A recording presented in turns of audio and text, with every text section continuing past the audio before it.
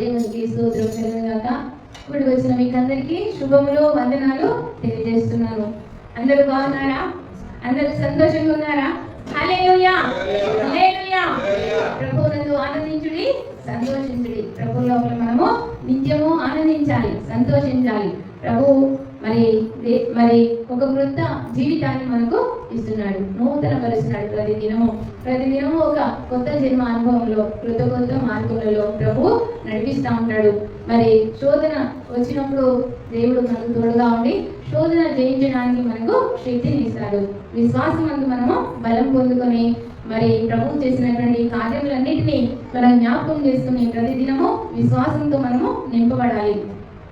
ప్రభు ఇమ్మానుయేలు దేవుడు అని మనకు ఆయనకు పేరు. మరి ఆయన మనకు తోడుగా ఉన్నాడు, ఆయన నన్ను నడిపిస్తున్నాడు, ఆయనే నా భారమంతా భరిస్తున్నాడని మనం విశ్వాసంతోనే మనం ఉండాలి. ప్రతి దినము దేవుడు అద్భుతమైనటువంటి విజయాలను మనకు అనుగ్రహిస్తాడు. మరి ప్రభు ఎంతో గొప్పవాడు, ఆయన శక్తిమంతుడు, ఆయన బలవంతుడు, ఆయన మనల్ని ఎన్నడూ కూడా విడవనటువంటి దేవుడు. గడిచిన దినములు సంవత్సరంలో ప్రభు మరి నన్ను నా కుటుంబాన్ని ఎంతగానో కాపాడి ఉన్నాడు. ప్రతి అవసరము దేవుడు తీర్చినాడు. ప్రతి మార్గంలో ప్రభు తోడుగా ఉన్నాడు. మరి ఆయన చేసిన మేళ్ళకై మరి నేనేమి కూడా చెల్లించలేను. దేవుడు మరి అద్భుతంగా ఇంతవరకు సజీవుల లెక్కలో నన్ను నా కుటుంబాన్ని ప్రభు ఉంచినది దేవాది దేవునికి వందనాలు తెలియజేస్తున్నాను. మీరందరూ నన్ను ఎంతగానో దేవుని బట్టి, ప్రభు అయినటువంటి యేసుని బట్టి నన్ను ఎంతగానో మీరు ప్రేమించినారు. మీ ప్రేమ ఎంతో గొప్పది. మరి మీ ప్రేమను బట్టి ప్రభువు కృతజ్ఞతలు తెలియజేసుకుంటూ, మీరు నా కొరకు ప్రార్థించినందుకు మీ కృతజ్ఞతలు తెలియజేసుకుంటూ, నన్ను మరి ఎక్కువగా మీ ప్రార్థనలో మా కుటుంబాన్ని మీరు మరి జ్ఞాపకం చేసుకుంటారని మరి దేవునికి వందనాలు తెలియజేస్తూ, ప్రభు మిమ్మల్ని అందరినీ కూడా సకల ఆశీర్వాదాలతోనూ దీవెనలతోనూ, ప్రభు యొక్క బలముతోనూ, ప్రభు యొక్క జ్ఞానంతోనూ, ప్రభు యొక్క సర్వ సంపదలతోనూ మిమ్మల్ని అందరినీ ప్రభు ఆశీర్వదించును గాక. హల్లెలూయా. సంఖ్యాకాండము 16వ అధ్యాయము. సంఖ్యాకాండము 16వ అధ్యాయము మొదటి నుంచి 3 వచనాలుగా మరి పాస్టర్ గారు ముందుకు వచ్చి ఈ వాక్య భాగాన్ని చదివి సహాయం చేయవలసిందిగా కోరుచున్నాను.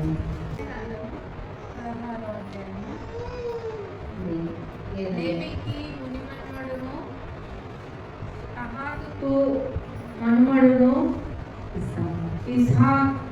ఇస్హారు కుమారుడునగు కోరాహు, రుబేనీయులలో ఏలియాబు కుమారులైన దాతాను, అభిరాములను, పేలేతు కుమారుడైన ఓనును యోచించుకొని ఇజ్రాయేలీలలో పేరు పొందిన సభికులను, సమాజ ప్రధానులైన 270 మందితో మోషేకు ఎదురుగా లేచి, మోషే అహరోనులకు విరోధముగా పోగుపడి మీతో మాట పనిలేదు. ఈ సర్వసమాజములోని ప్రతి వాడును పరిశుద్ధుడే, యెహోవా వారి మధ్యనున్నాడు. యెహోవా సంగము మీద మిమ్మును మీరేలా హెచ్చించుకొనుచున్నారనగా,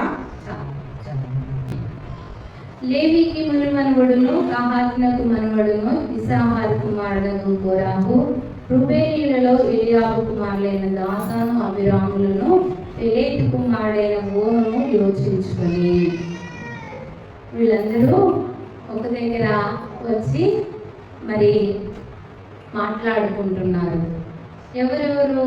లేవి మనుమడు కహాతు, మనుమడు ఇస్సాహారు కుమారుడు కోరాహు, రుబేనీయులలో ఎలియాబు కుమారులైన దాతాను, అభిరాములు, పెలేతు. మరి వీళ్ళందరూ ఒక దగ్గర వచ్చి ముచ్చట్లు పెట్టుకుంటున్నారు. మరి ఏం మాట్లాడుకుంటున్నారు వాళ్ళు? ఏం మాట్లాడుకుంటున్నారు? వీళ్ళు ఎక్కడి నుండి వచ్చినారు? వీళ్ళెవరు? వీళ్ళందరూ కూడా ఇజ్రాయేలీలు. వీళ్ళందరూ కూడా యాకోబు యొక్క కుమారుడు, మన్మలు, యాకోబు యొక్క మన్మ సంతానము. వీళ్ళ మరి వీళ్ళందరూ వచ్చి ఒక దగ్గర మరి మాట్లాడుకుంటున్నారు. వీళ్ళను దేవుడు ఐగుప్తు దేశంలో బానిసలుగా ఉన్నారు. బానిసలుగా ఉన్న సమయంలో కష్టాలు, బాధలు ఎలా ఉన్నాయి అంటే, మరి పని చేయకపోతే చంపేటువంటి వారు, చిన్న కుమారులను మగబిడ్డలు అయితే నదుల్లో పడేసేటువంటి వారు, అంత భయంకరమైన బానిసత్వం లోపల వారు ఉన్నారు. ఐగుప్తు దేశస్థులు వీళ్ళను భయంకరమైన బాధలు, ఇబ్బందులు, అవమానాలకు గురి చేస్తున్నారు. అలాంటి సమయంలో దేవుడు మరి మోషేను మరి లేవనెత్తినాడు. మోషేను తన దృష్టిలో ఉంచుకొని ఉన్నాడు. మోషేను తన ప్రజలకు నాయకునిగా దేవుడు చేసినాడు. నాయకునిగా మోషేను, అహరోను దేవుడు నిలబెట్టుకొని వారిని మరి మోషే తాను ఒక రాజుగా ఉంటున్నాడు. ఐగుప్తు దేశపు రాణి మరి మోషేను తనకు కుమారుడిగా పెంచుకొని ఉన్నది. మోషే రాజు కావాల్సినటువంటి వ్యక్తి. కానీ మోషే మరి తన ప్రజలు శ్రమ పొందుతా ఉంటే తాను ఒక రాజుగా ఉండటము ఆయనకి ఇష్టం లేకుండా మరి దేవుని యొక్క ప్రణాళిక ప్రకారంగా మోషే ఆ యొక్క రాజరికాన్ని, తనకున్నటువంటి జ్ఞానాన్ని, తనకున్న ధనమును అంతయో వదిలిపెట్టి మరి మిద్యాను అరణ్యానికి వెళ్ళిపోయినాడు. మిద్యాను అరణ్యంలోకి పోయి మోషే, నా ప్రజలు ఇజ్రాయేలీలు బానిసలుగా వేదన పొందుతున్నారు అని ఎంతో బాధపడినటువంటి వాడుగా మరి 40 సంవత్సరాలు మిద్యాను అరణ్యంలో తన మామ గొర్రెల మందను కాయుచూ ఆయన బ్రతికి ఉన్నాడు. మరి ఆ విధంగా తన ప్రజలను బాధ పెడుతున్నటువంటి ఆ ఐగుప్తు చెర నుండి దేవుడు విడిపించాలని మోషే ప్రార్థిస్తూ వస్తున్నాడు. 40 సంవత్సరాలు తన రాజరికాన్ని, తన జ్ఞానాన్ని, తన ధనమును అంతా వదులుకున్నాడు. మామూలుగా ఒక దేశానికి రాజు కాదు మోషే, ప్రపంచానికే ఆహారం పెట్టేటువంటి దేశము, ప్రపంచాన్ని ఏలుతున్నటువంటి ఐగుప్తు దేశానికి రాజుగా ఉండేటువంటి మోషే మరి దేవుని యొక్క చిత్తము ప్రకారంగా ఐగుప్తు దేశానికి రాజుగా ఉండటము తాను ఇష్టపడలేదు. తాను ఇష్టపడకుండా ఆ యొక్క పరిస్థితిని అంతా వదులుకొని, దేవుడు నాకు కనబడాలి, దేవుడు నాతో మాట్లాడాలి, దేవుని చేతిలో నేను సాధనంగా ఉండాలి అని మోషే తన సమస్తాన్ని వదిలిపెట్టి వెళ్ళి 40 సంవత్సరాలు మిద్యాను అరణ్యంలో దేవుని కొరకు ఎదురు చూసినాడు, ప్రార్థించినాడు. ఉపవాసం ఉండవచ్చు. మరి ప్రభు కొరకు ఎదురు చూసినప్పుడు 40 సంవత్సరాల తర్వాత మోషేకు దేవుడు ప్రత్యక్షమైనాడు. మోషేకు దేవుడు ప్రత్యక్షమై దేవుడు చెప్తున్నాడు, ఇదిగో నీవు వెళ్ళు, నీ ప్రజలకు నీవు నాయకుడవై మరి నా ప్రజలను బానిసలుగా వారు మరి కొట్టబడుతున్నారు, వారి చిన్న బిడ్డలు నదులలో పారవేయబడుతున్నారు, వారు ఏడుస్తున్నారు, వారి వేదన నా చెవులలో రుచుతున్నది, నీవు వెళ్ళి నా ప్రజలను రక్షించు అని మోషేను దేవుడు పంపించినాడు. మోషేను పంపిస్తే మోషేకు దేవుడు తోడుగా ఉండి ఆ యొక్క ఇజ్రాయేల్ ప్రజలను ఐగుప్తు చెర నుండి వారిని విడిపించినాడు. ఆయన మరి ఆ యొక్క 10 అద్భుతాలు దేవుడు మోషే ద్వారా ఐగుప్తు దేశంలో చేసి ఉన్నాడు. మోషే ద్వారా దేవుడు అద్భుతాలు చేసి ఉన్నాడు.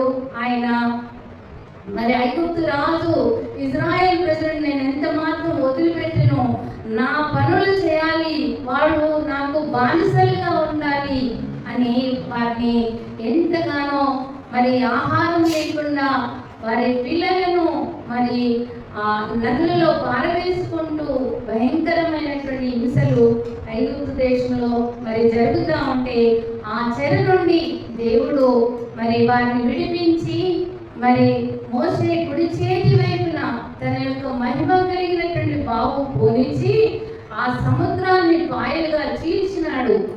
ఆ యొక్క ఎర్ర సముద్రాన్ని చీల్చినాడు.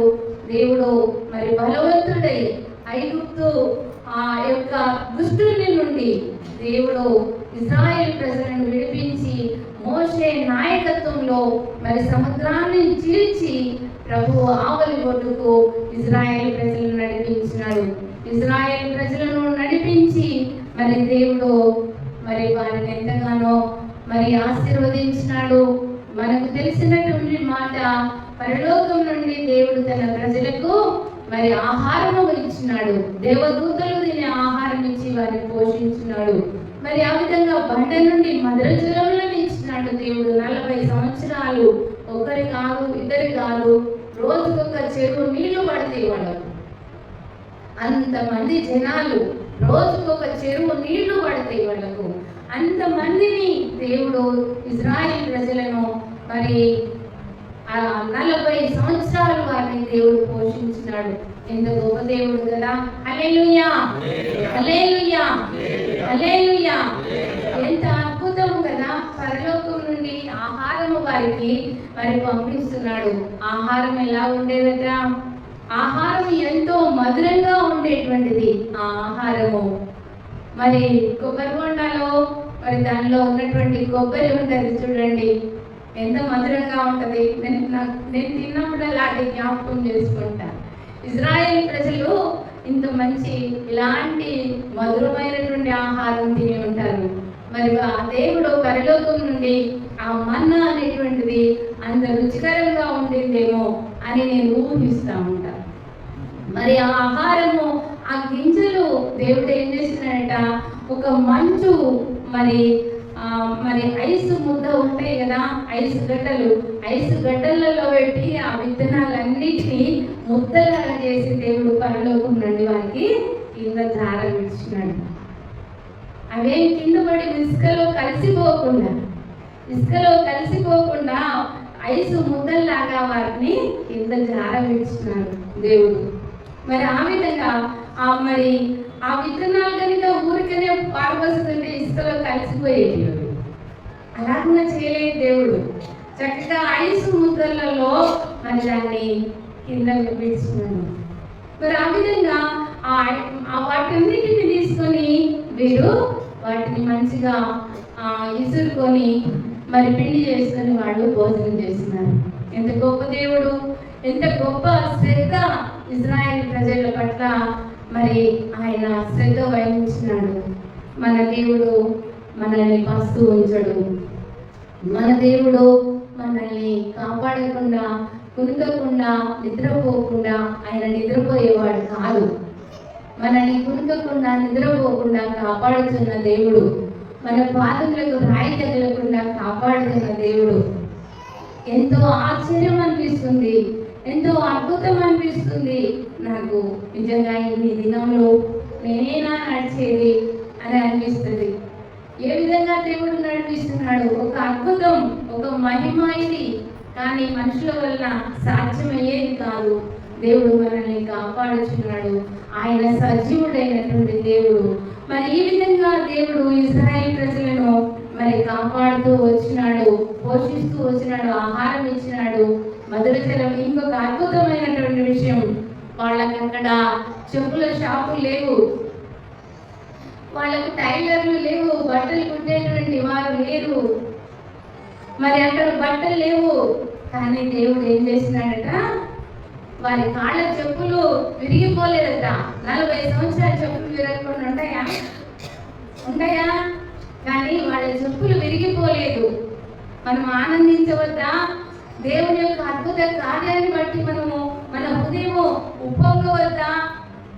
మరి ఆ విధంగా 40 సంవత్సరాలు చిన్నవాడు అప్పుడు మరి ఐగుప్తు దేశం నుండి వచ్చినప్పుడు వాడు చిన్నవాడై ఉంటాడు. వాని కాలు పెరుగుతూ ఉంటే ఉండదా? కాదా? పిల్లలు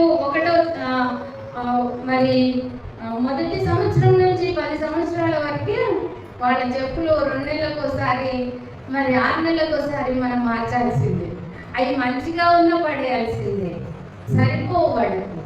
కానీ అక్కడ చెప్పులు అవి మరి బాబు పెరిగిన కొద్దీ మరి ఆ చెప్పులు కూడా పెరిగినాయి కావచ్చు కదా, అవి విరిగిపోకుండా అలాగే ఉన్నాయి, బట్టలు చినిగిపోలేదంట. అంటే దేవుడు తన మహిమతోని వారిని అంతగా కాపాడి ఉన్నాడు. హల్లెలూయా, హల్లెలూయా. అవును, ఆ రోజు దేవుడు అలాగ చేస్తాడు కదా. ఈ రోజు కూడా మనం అలాంటి అద్భుతాన్ని చూడాలి, అలాంటి అద్భుతాన్ని మనం చూడాలి మన జీవితాల్లో. మన గిన్నె వెలితిగా ఉండవద్దు, మన గిన్నె నిండి పొర్లాలి, మనకు తక్కువ కావద్దు. మనము అలాంటి ఆశీర్వాదాన్ని దేవుడి యొక్క నుండి మనం పొందుకోవాలి. మన దాసి కన్నులు యజమాని రాలి చెయ్యి తట్టు చూసినట్టు మన కన్నులు మన దేవుడైన యేసయ్య ఎప్పుడు ఇస్తాడా అని మనం ఆయన వైపు మనం కన్నులెత్తాలి. హల్లెలూయా, హల్లెలూయా. ఆయన మనకు ధారాళంగా దయచేవాడు. ఆయన ఎందు భయభక్తులు గలవారికి ఏ మేలు కూడా తక్కువ చేయడు. విశ్వాసంలో మనం బలం పొందుకోవాలి. దేవుడు అలా చేస్తాడు, వాళ్ళకు మనకు చేస్తాడు. ఆయన పాలు తేనెలు ప్రవహించే దేశంలో ఇజ్రాయేల్ ప్రజలను ప్రవేశపెట్టినాడు. ఆయన మనల్ని ప్రవేశపెడతాడు. అలాంటి సమృద్ధి లోపల మనల్ని ప్రభు నిలబెడతాడు. ఆ విధంగా దేవుడు వారిని ఆశీర్వదించి అరణ్యం లోపల వారు దేవుని సమాజంగా ఉంటే వీళ్ళందరూ ఇప్పుడు మనం చదువుకున్నాం కదా, లేవి మనవాళ్ళందరూ కహాతు, ఇస్సాహారు, కోరాహు, రూబేనీలు, ఎలియాబు, దాతాను, అబిరాము, పెలేతు, ఓను, వీళ్ళందరూ కూడా ఒక దగ్గర కూర్చొని ముచ్చట్లు పెట్టుకుంటారు. మనం కూడా ముచ్చట్లు పెట్టాలని నాకు కూడా ఉంటుంది ఆశ. నాకు కూడా ముచ్చట్లు పెట్టాలంటే నాకు ఎంతో సంతోషంగా ఉంటుంది. అందరితో మాట్లాడాలని, చాలా మాట్లాడాలని ఉంటుంది. ఎందుకు అంటారా, దేవుని మాటలు చెప్పుకోవచ్చురా. దేవుడితో మాట్లాడుతూ ఉంటుంది. దేవుని సన్నిధి, ఆయన ప్రత్యక్షత, ఆయన యొక్క ఆయన తాకిడి నేను చూడగలుగుతూ ఉంటాను. మాట్లాడాలి, మనం ఏం మాట్లాడాలి? దేవుని గురించినటువంటి మాటలు మాట్లాడుకోవాలి. దేవుని పనుల మీద శ్రద్ధ కలిగి ఉండాలి. దేవుని పని మీద దేవుని మాటల మీద మనం శ్రద్ధ కలిగి మనం ఉండాలి. ఆ విధంగా మనము ప్రార్థనకు వచ్చినప్పుడు దైవజనుడు ఏం చెప్తున్నారు, మనం ఏం చేయవలసి ఉన్నది అది చూడాలి. అంతేగాని వేరే ఆలోచనలు చేయవద్దు, వేరేగా ఆలోచనలు పోవద్దు.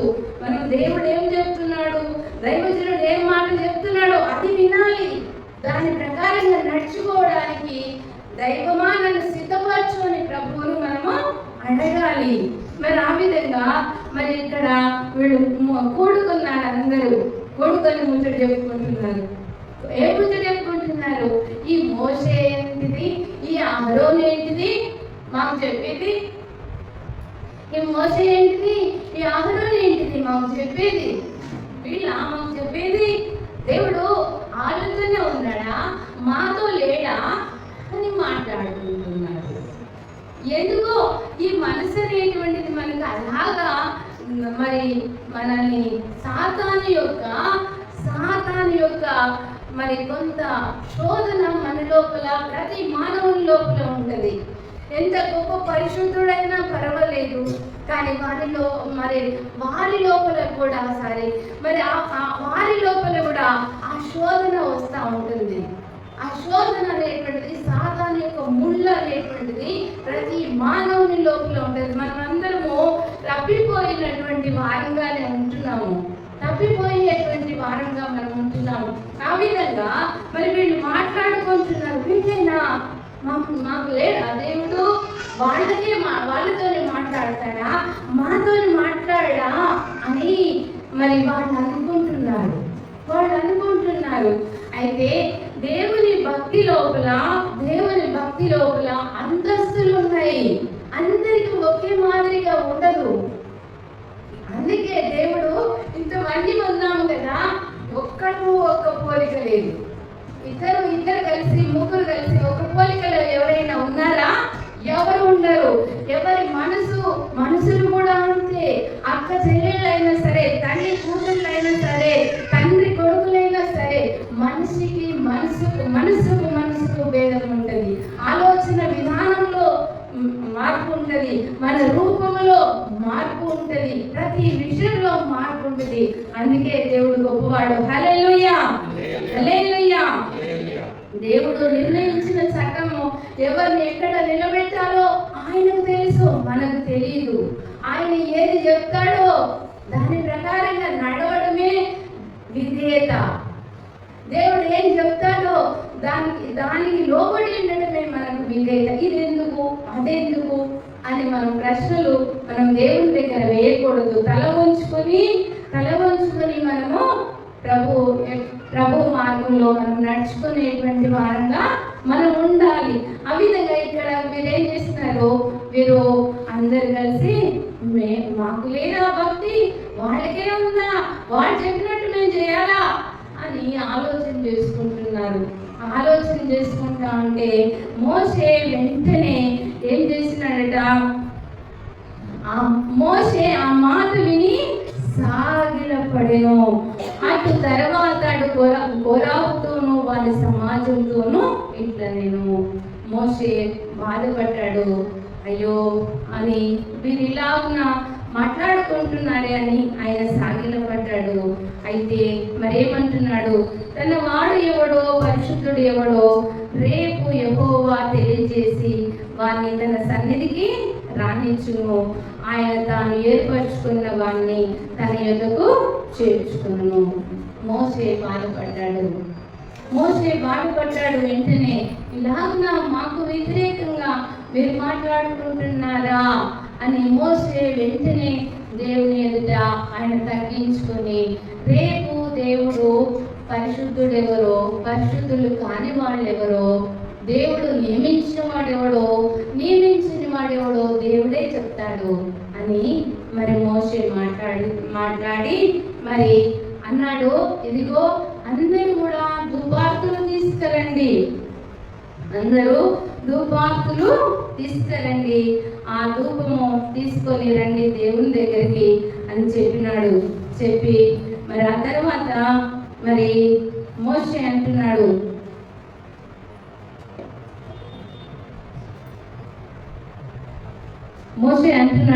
16వ అధ్యాయము 28వ వచనము,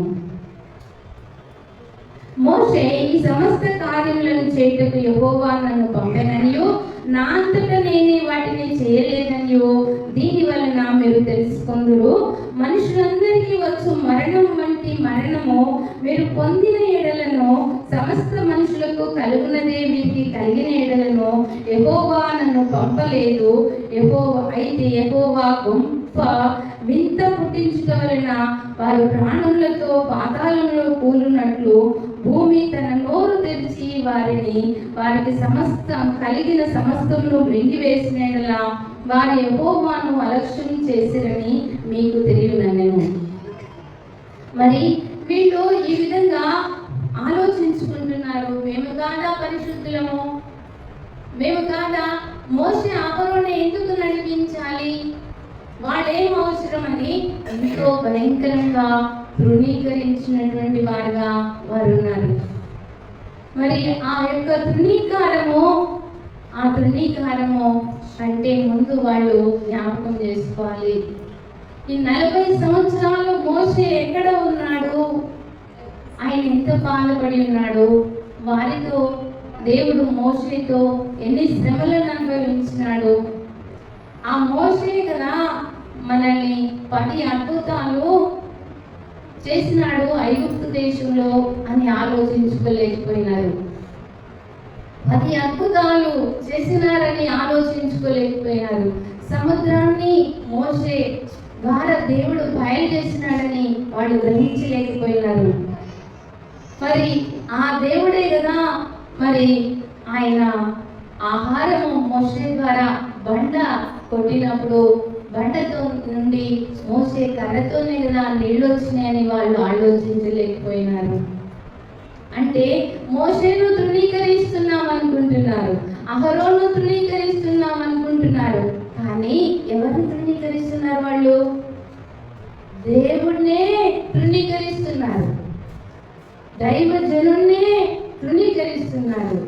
దైవజనుడు ఉట్టివాడే. దైవజనుడి లోపల ఏమున్నది? అందరిలో ఉన్నటువంటి మాంసము, శరీరమే ఉంటుంది. కానీ దేవుడు ఆయనను వాడుకుంటున్నాడు. దేవుడు ఆయనను వాడుకునేటప్పుడు ఎన్నో శ్రమలకు వారిని అప్పగిస్తాడు. సంతోషం ఉంటుందా? సంతోషం ఉంటుందా? దేవుడు నిలబెట్టుకున్నటువంటి పాత్రలను మనం చూసినప్పుడు, ఎలీయాను చూసినప్పుడు ఎలీషా ఎన్ని శ్రమలు అనుభవించినాడు, ఏలియా ఎంత శోధనను ఎదుర్కొన్నాడు. దేవుని సన్నిధిలో నిలబడటం అంటే వారు శ్రమల లోపల ఉన్నటువంటి వారుగా ఉండాలి. వారు బాధలను సహించేవారుగా ఉండాలి, ఉపవాసం ఉండేవారుగా ఉండాలి, కన్నీరు విడిచేవారుగా ఉండాలి. ఇలాంటి ఎన్ని పరిస్థితులను మరి త్యాగమైనటువంటి జీవితాల లోపల వారు నడవలసి ఉందని, అది దేవుడు నియమించినటువంటి పాత్ర. అది మనుషుల వలన జరగలేదు. మోషేను, అహరోను దేవుడు నియమించుకున్నాడు. అలాంటి వారిని అకస్మాత్తుగా ఇప్పుడు వచ్చి వీళ్ళందరూ ముచ్చట్లు పెట్టి, ఏ ముచ్చట్లు పెట్టాలి? దేవుడు ఇన్ని అద్భుతాలు చేస్తున్నాడే, ఆ గొప్ప దేవుడు ఎంత గొప్పవాడు, మనకి ఇంత మేలు చేస్తున్నాడు, మన చుట్టూ ఉన్న దేశాలంతా ఎండగొడతా ఉంది, భయంకరమైన ఎండ కొడతా ఉంది చుట్టూ దేశాలు, మనకైతే ఎంత మంచిగా మేఘం పైన కప్పబడి ఉన్నది, రాత్రిపూట అగ్ని స్తంభము మనకు ఉన్నది, ఇంత మంచిగా వెచ్చదనం ఇస్తున్నది. ఇది ఆలోచన చేయాలి వాళ్ళు. కదా? కాదంటారా? అవునంటారా? కాదంటారా? అవునంటారా? కాదా? ఎంత అద్భుతం!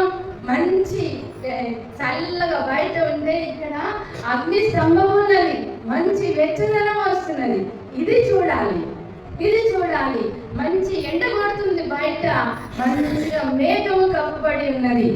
ఎంత సంతోషించాలి కదా? ఈ సంతోషం అంతా వదిలిపెట్టిపోయి మోషే అహరోన్ల మీద కన్నుబడి వారిని తృణీకరించడము మొదలుపెట్టినారు. తృణీకరించినప్పుడు మోషే దేవుని మనసు ఎరిగిన వాడై, ఇదిగో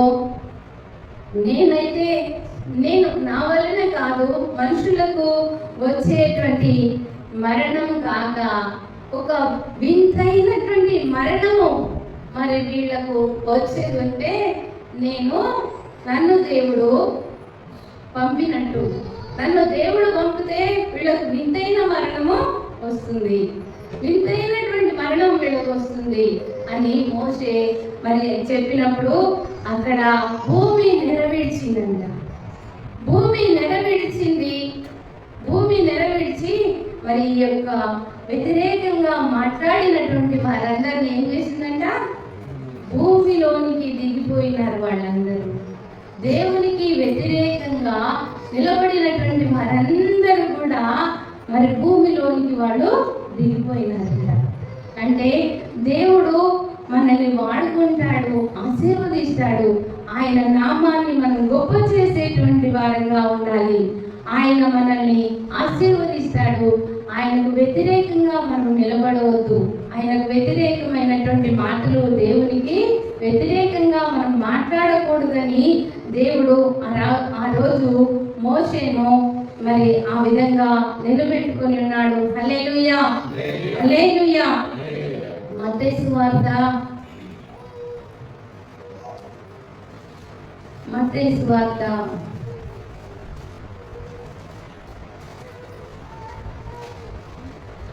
సువార్త 13వ అధ్యాయము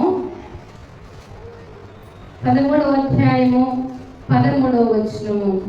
నిమిత్తము నేను ఉపదేశంగా వారికి బోధించుతున్నాను.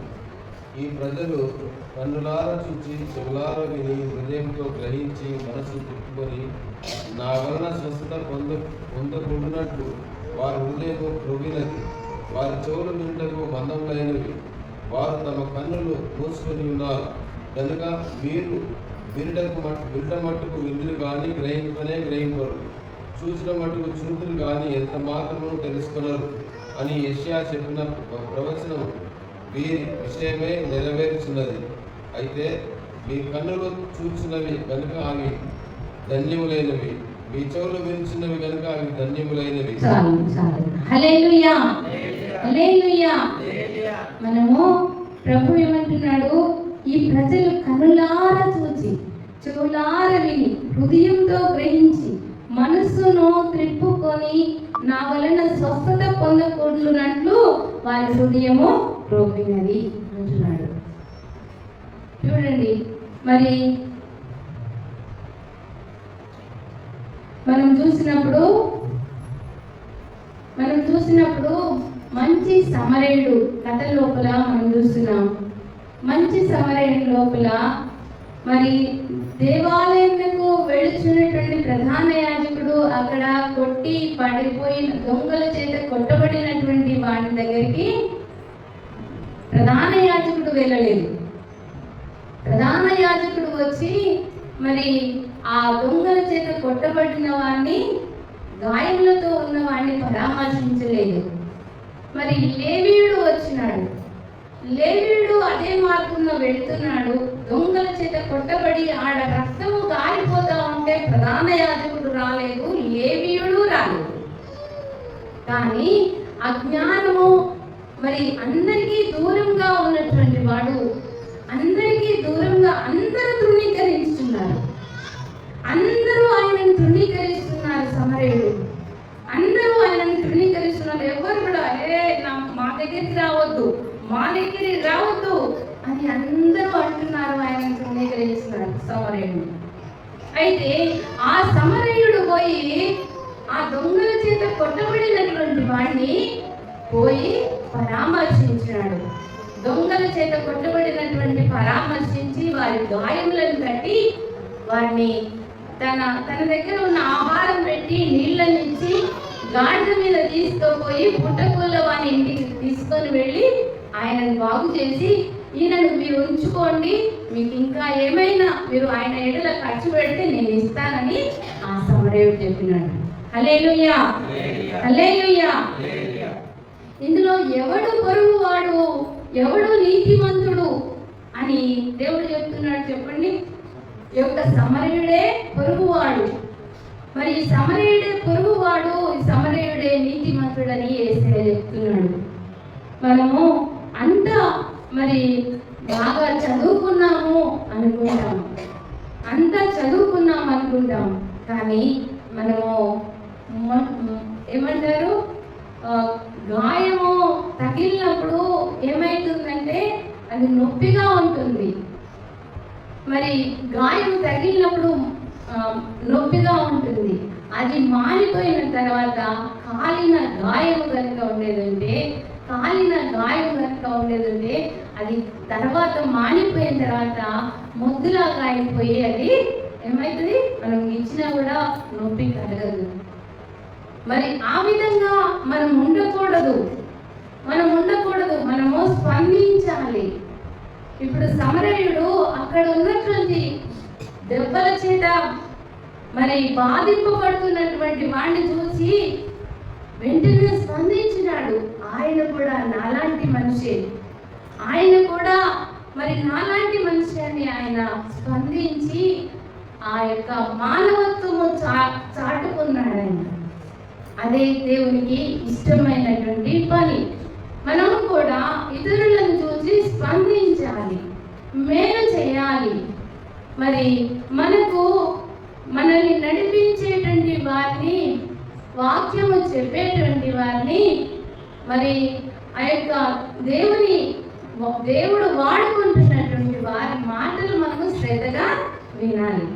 శ్రద్ధగా విని మరి వాక్యం అలా ఉందా లేదా మనం చూసుకుంటూ దేవుని సన్నిధిలో మనం ప్రార్థించుకుంటూ, ప్రభువా నీ దీవెనకు, నీ ఆశీర్వాదములకు నన్ను పాత్రురాలిగా చెయ్యి, నన్ను పాత్రునిగా చెయ్యి. నా సిలువను ఎత్తుకొని నాయనా నీ అడుగు జాడల్లో నడుచుకునే భాగ్యము నాకు దయచేయి అని ఉన్నదాన్ని బట్టి మనము తృప్తి తృప్తి కలిగి దేవునికి కృతజ్ఞతలు మనము తెలియజేయాలి. హల్లెలూయా, హల్లెలూయా. మనకు ఉన్న దాన్ని బట్టి తృప్తి కలిగి మనం దేవుణ్ణి స్తుతించాలి.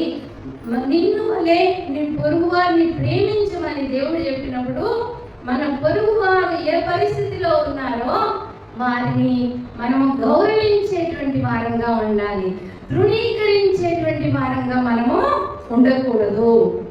ఏ బిడ్డనైనా సరే మనము తక్కువ చేసి మాట్లాడకూడదు. ఏ కుమార్తెనైనా సరే వారు ఎలాగైనా ఉండని వారిని మనము తృణీకరించవద్దు. ప్రతి వారిని మనం గౌరవించేటువంటి వారంగా మనము ఉండాలని ప్రభు చెప్తున్నాడు. అయితే మీ కన్నులు చూస్తున్నవి గనుక అవి ధన్యములైనవి, మీ చెవులు వినుచున్నవి గనుక అవి ధన్యములైనవి. యేసయ్య సువార్త మనం వింటున్నాం.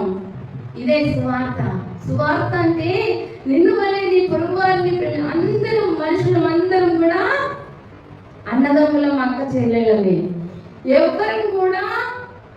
ఎవరం కూడా తీసివేయబడినటువంటి వారం కాదు. అందరము కూడా దేవుని యొక్క కుమారులము, దేవుని యొక్క కుమార్తెలమని గ్రహించి మనము వారికి తగిన గౌరవము ఇవ్వాలి. స్త్రీ అని కానీ, పురుషుడు అని కానీ, యూదుడని కానీ, గ్రీసు దేశస్థుడు అని కానీ ఏ భేదము లేదు అని ప్రభు చెప్తున్నాడు. కాబట్టి మనం బహు జాగ్రత్త కలిగినటువంటి వారంగా మనము మాట్లాడుకునవలసినటువంటి మాటలు మనం మాట్లాడుకోవాలని ప్రభు మనతోని చెప్తున్నాడు. మరి యాకోబు రాసిన పత్రిక 3వ అధ్యాయము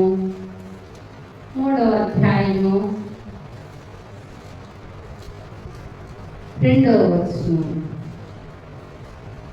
అనేక విషయములలో మనమందరము తప్పిపోచున్నాము. ఎవడైనను మాట యందు తప్పని అట్టివాడు లోపము లేని వాడై మన సర్వ శరీరమును స్వాధీనమందుకుని ఉన్న శక్తి గలవాడను. గుర్రములు మనకు లోపటకై నోటికి కళ్ళము పెట్టి వాటి శరీరం అంతయు తిరుగుదుము కదా.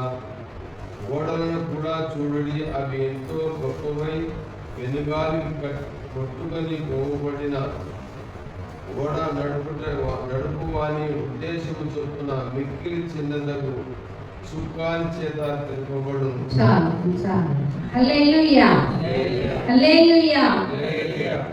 ఏమంటున్నాడు యాకోబు? ఏమంటున్నాడు? అనేక విషయములలో మనమందరము తప్పిపోవచ్చున్నాము. ఏమంటున్నాడు? అనేక విషయములలో మనమందరము తప్పిపోవచ్చున్నాం. మనమందరం తప్పిపోతున్నామట. దేవుని వాక్యానుసారంగా మనం నడుచుకోవట్లేదట. మనము దేవుని వాక్యానుసారంగా మనం నడుచుకునేటువంటి వారంగా ఉండాలి. దేవుని వాక్యానుసారంగా నడుచుకోకుండా మనము ఎక్కడైనా మనం మాట్లాడుతున్నాము, రోడ్డు మీద మాట్లాడేటప్పుడు మన మాట ఇతరులను హీనపరిచేటువంటి ఇదిగా, ఇతరులను అవమానపరిచేటువంటి విధానంగా, మరి ఇతరులను చిన్న చూపు చూసేటువంటి వారంగా మనము మాట్లాడినప్పుడు, బయట మనం మాట్లాడినప్పుడు, మన చేష్టలు ఉన్నప్పుడు, మన చూపులు ఉన్నప్పుడు అక్కడ దేవునికి అవమానం కలుగుతుంది. దేవుని బిడ్డలమై మనముండి మనము ఇతరులను మనం బయట మాట్లాడేటప్పుడు మనము వ్యతిరేకంగా వారిని తృణీకరించేటువంటి విధానంగా అవమానకరమైనటువంటి పరిస్థితులు మనము చూపెట్టేది ఉంటే, మన కన్నులు కావచ్చు, మన నోరు కావచ్చు, మన ప్రవర్తన కావచ్చు, మనం బయట దేవుడు యేసేను పోలి మనం ఉండాలి. యేసేను పోలి ఉండకుండా శరీరానుసారంగా మన చూపులు, శరీరానుసారంగా మన మాటలు, శరీరానుసారంగా మన నడకలు ఉంటే దేవునికి ఘనతనివ్వవి, దేవునికి అవమానము తెచ్చినటువంటి విధానంగా ఉంటుంది. మనము బయట ఎలా ఉంటున్నామో, ఇంట్లో ఎలా ఉంటున్నామో మరి అన్నీ కూడా దేవుడు చూస్తున్నాడు. ఇంటిలోనైనా బయటనైనా నీ మాట ఒకటే రీతిగా ఉండాలి. అది పరిశుద్ధమైనదిగా ఉండాలి, అది పవిత్రమైనదిగా ఉండాలి. నీ కన్నులు, నీ నోరు, నీ నడక అంతా కూడా దేవునికి ఇష్టమైన రీతిగా మనం నడుచుకోవాలని యాకోబు చెప్తున్నాడు. యాకోబు చెప్తూ ఏమంటున్నాడంటే 3వ అధ్యాయం 11వ వచనము, నీటి బుగ్గలో ఒక జల నుండియే తీయని నీరును చేదు నీరును ఊరునా. బావి లోపల ఒకసారి తీయటి నీళ్ళు, ఒకసారి చేదు నీరు ఊరుతుందా? ఊరుతుందా చెప్పండి? ఊరదు కదా. బావిలో మంచినీళ్ళే ఉంటాయి, బావిలో మంచినీళ్ళు ఉంటే మంచినీళ్ళే వస్తాయి అంతే, ఉప్పు నీరు రాదు. ఇంకా సరే, ఇంకొక బావిలో ఉప్పు నీరే వస్తుంది అనుకో, ఉప్పు నీరే వస్తుంది, మంచినీరు రాదు.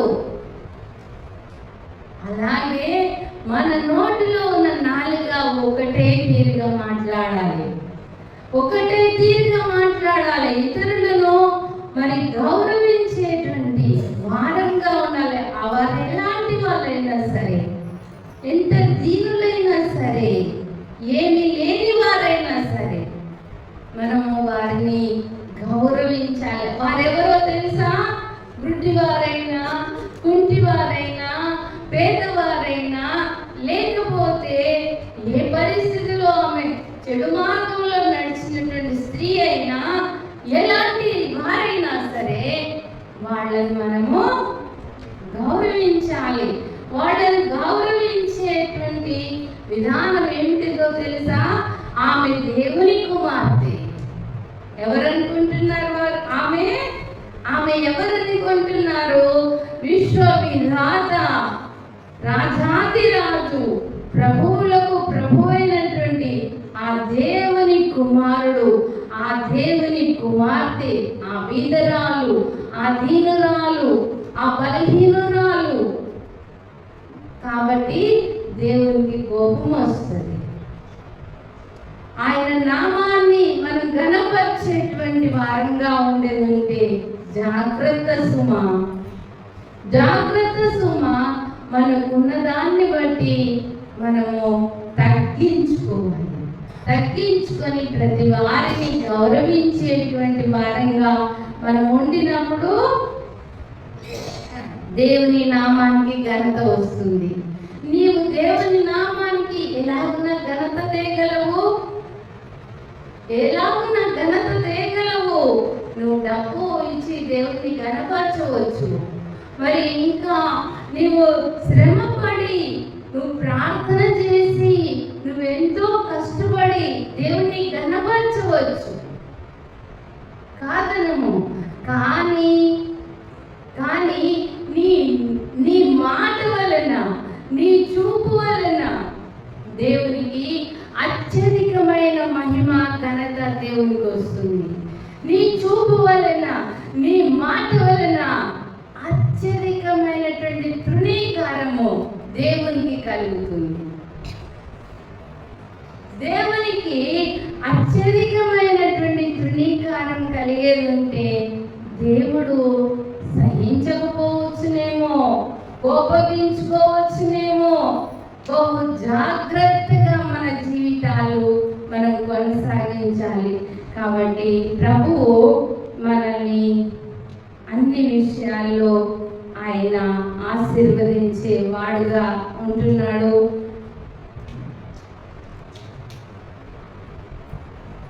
యాకోబు రాసిన పత్రిక 1వ అధ్యాయము 22వ వచనము.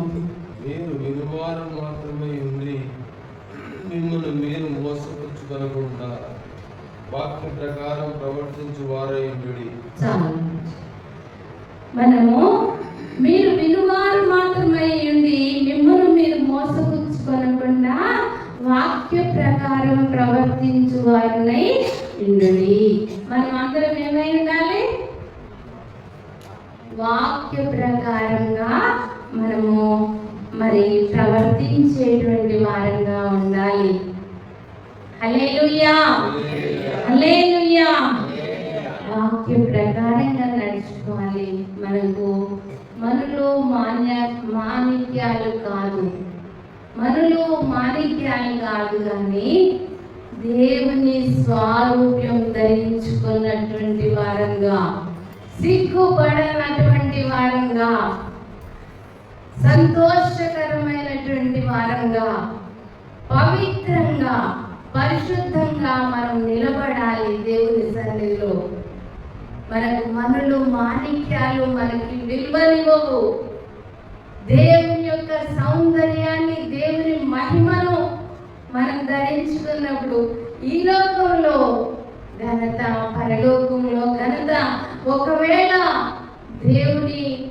దేవునికి విరోధి అయినటువంటి సాతానుడు మనల్ని అవమానించవచ్చు. దేవుని విరోధి అయినటువంటి సాతానుడు మనల్ని కొట్టవచ్చు 10 మందిలో. దేవునికి విరోధి అయినటువంటి సాతానుడు మనల్ని చంపవచ్చు. కానీ పరలోకంలో మనకు నిత్యానందము, గొప్ప సంతోషము. ఇక్కడ ఉన్నటువంటి అవమానానికి ప్రతిగా మనం ఏడంతలుగా దేవుని యొక్క మహిమను, శక్తిని మనం పొందుకొని యుగ యుగాలు ఆయనకు కుమారులంగా, ఆయనకు కుమార్తెలంగా మనం జీవించబోతున్నాం. కనుక మనం ఈ లోకము దాని ఆశలను విడిచిపెట్టి, ఈ లోకము తెచ్చినటువంటి గర్వాన్ని విడిచిపెట్టి, అవమానాన్ని విడిచిపెట్టి, మనము అపవిత్రతను వదిలిపెట్టి పరిశుద్ధంగా, నీతిమంతులంగా, నిర్దోషులంగా మన దేవుని సన్నిధిలో మనం నిలబడదాం. దేవుడి వాక్యాన్ని దీవించుగాక. హల్లెలూయా.